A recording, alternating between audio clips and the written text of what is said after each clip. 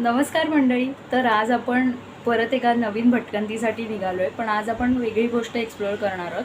तर आपण सध्या विरारमध्ये राहतो आहे आणि विरारच्या आसपासच्या गोष्टी आपण एक्सप्लोअर करायचा प्रयत्न करतो आहे. सो इथे पालघर साईडला केळवे मसाले म्हणून फेमस आहेत आणि ते खूप वर्षांपासून मसाल्यांची विक्री करतात आणि घरगुती मसाले, घरगुती चटण्या कोकणी स्टाईलच्या असतील, आगरी स्टाईलच्या असतील, त्या वेगवेगळ्या प्रकारचे ते विकतात. त्यांची होम डिलिव्हरी पण आहे. सो या सगळ्या गोष्टी आपण एक्सप्लोअर करणार आहोत. तिथे जाऊन त्यांच्या सेंटरला भेट देणार आहोत. कशाप्रकारे ते मसाले विकतात, काय पॅकेजिंग आहे, ते सगळं आपण बघणार आहोत. आणि केळव्याला किंवा पालघरला आजूबाजूला काय एक्सप्लोअर करण्यासारखं आहे ते देखील बघूया. चला, सगळे रेडी झालो आहे. 12 वाजताची ट्रेन आहे विरारवरून पालघर डहाणूसाठी. आपल्याला उतरायचं आहे पालघरला. सो भेटूया ट्रेनमध्ये.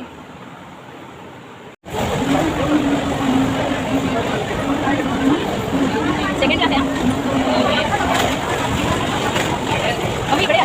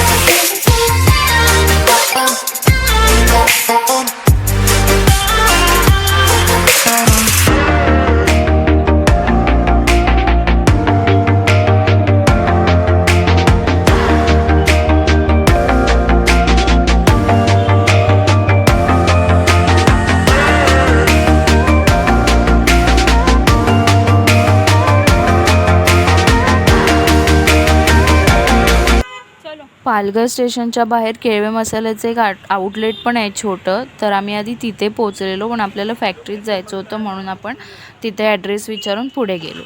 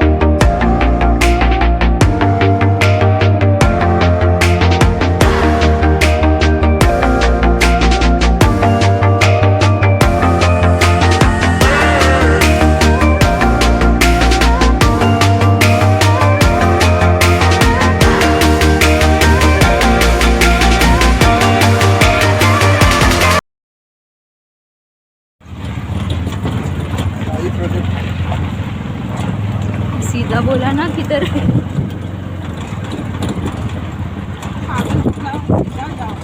सीधा आडा तेवढंच आहे.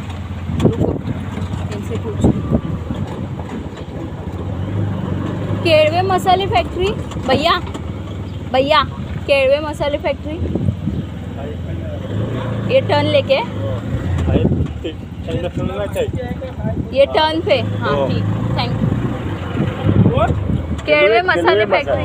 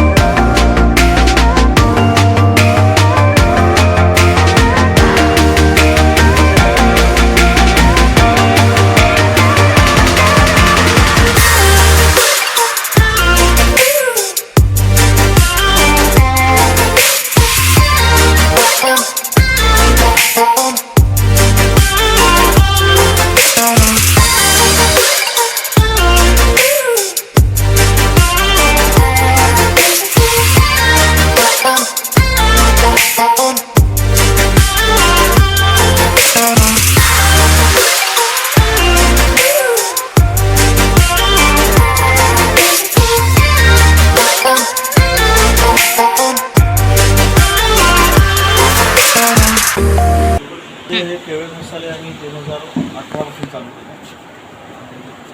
त्याच्यामुळे आणि याच्यामध्ये आम्ही क्वालिटीला जास्त महत्त्व प्राधान्य दिलं आहे.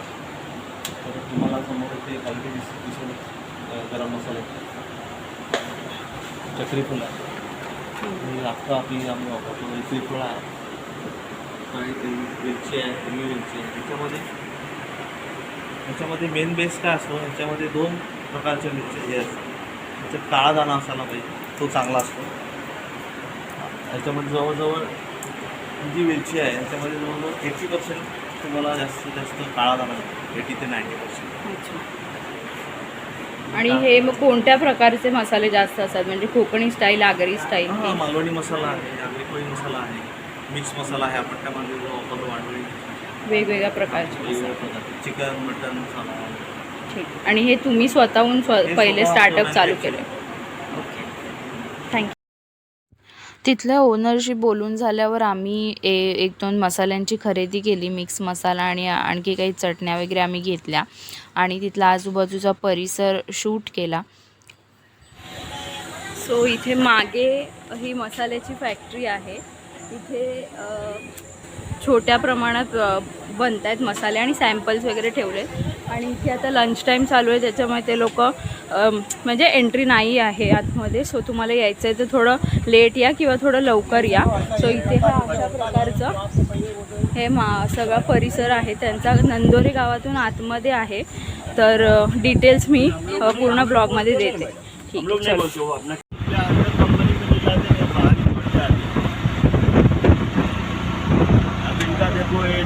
दवा फैक्ट्री है, दवा बनाते हैं. इंग्लिश फार्मा करके है, में भी फैक्ट्री है और यहाँ पे नया प्रोडक्ट होता है.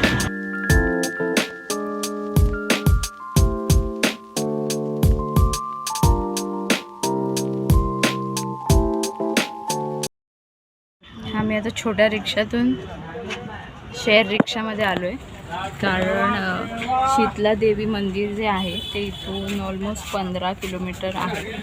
सो शेअरिंग रिक्षाने, टॅक्सी शेअरिंग, टमटम, विक्रम जे काय म्हणतात ते आहे, त्याने आम्ही चाललो आहे आता. तर भेटूया देवळाजवळ.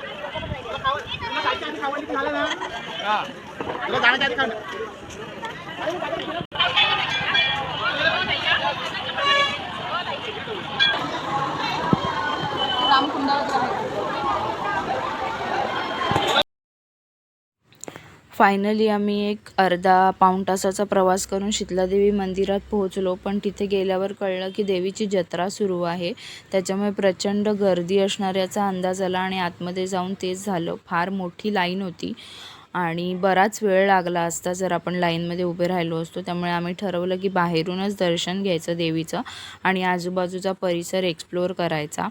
इथे हे रामकुंड आहे, खूप पवित्र मानलं जातं इथे. आणि इथे लोक जेव्हा देवीचं दर्शन घेतात तेव्हा या कुंडात पाय बुडवून परत येणं हे खूप शुभ मानलं जातं. आणि रामकुंडाची सुद्धा इथे पूजा केलेली होती जत्रा असताना. आणि या कुंडामध्ये एवढे मोठे कासव होते, बरेच होते, पण 2-3च बाहेर आलेले. सो जेवढं मला कॅमेऱ्यात कैद करता आलं तेवढं मी केलं आहे. आणि असा छान परिसर होता, आजूबाजूला झाडी होती. आम्ही 1:30-2च्या सुमारास गेल्यामुळे प्रचंड ऊन होतं आणि समुद्र बाजूलाच असल्यामुळे ते थोडंसं गरमी ह्युमिडिटी तेवढी जाणवत होती. त्यामुळे टाईम कसा ॲडजस्ट करून जायचं आहे हे सुद्धा आपल्याला लक्षात घेता आलं पाहिजे. त्यानंतर आम्ही शूट केलं, थोडेफार फोटो काढले आणि परतीच्या प्रवासाला निघालो. व्हिडिओ शेवटपर्यंत नक्की बघा आणि चॅनल सबस्क्राईब केला नसेल तर नक्की सबस्क्राईब करा.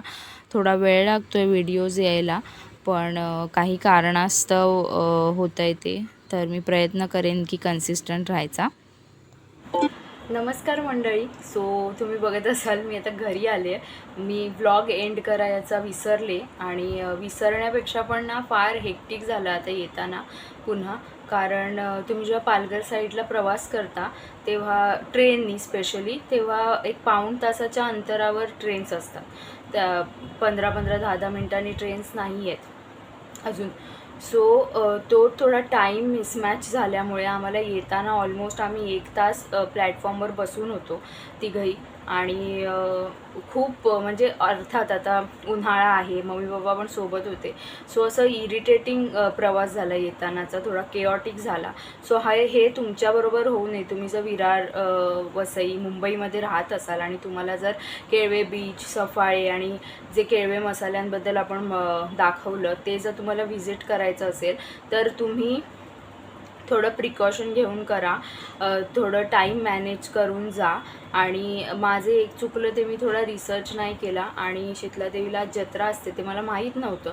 त्याच्यामुळे तिथलं जे शूट आहे तेही मला व्यवस्थित घेता नाही आलं, कारण अर्थात गर्दी असते त्याच्यामुळे आपल्याला स्पेशली असं कोण शूट करून देत नाही आणि आतमध्येही शूट अलाउड नव्हतं. सो या सगळ्या गडबड होतात. नाही असं नाही, प्रवास म्हटला, शूट म्हटलं की हे सगळं होणारच.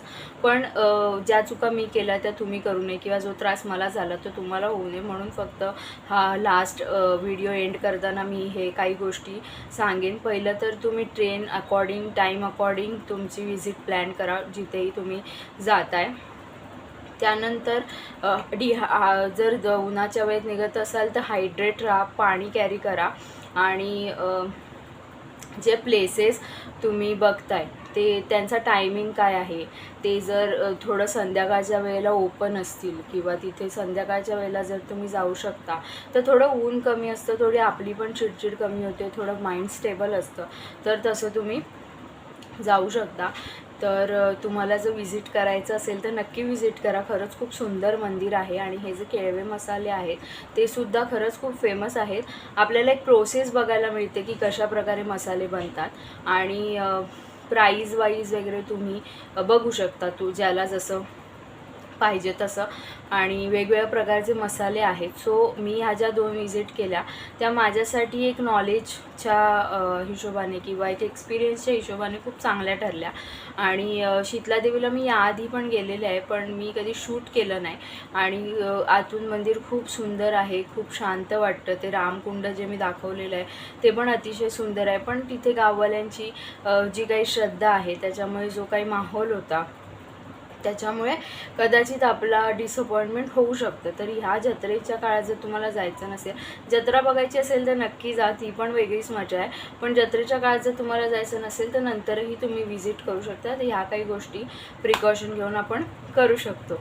सो एवढंच होतं. मला एंड करता नाही आला व्हिडिओ म्हणून मी घरी येऊन फ्रेश झाले आणि म्हटलं शांत डोक्याने एंड करूया व्हिडिओ.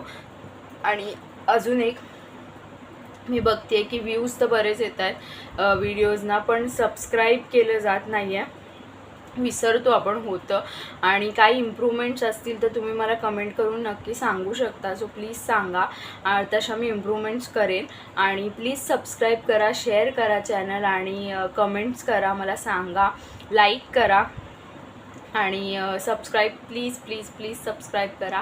आणि भेटत राहूया आपण अशा नेक्स्ट ब्लॉगमध्ये. तुम्हाला अजून कोणकोणते ब्लॉग बघायला आवडतील मला नक्की कमेंट करून सांगा, आणि मी ट्राय करेन की कमेंटला रिप्लाय द्यायचा. सो भेटूया नेक्स्ट ब्लॉगमध्ये. Stay tuned, bye, take care. Mummy कुठे चाल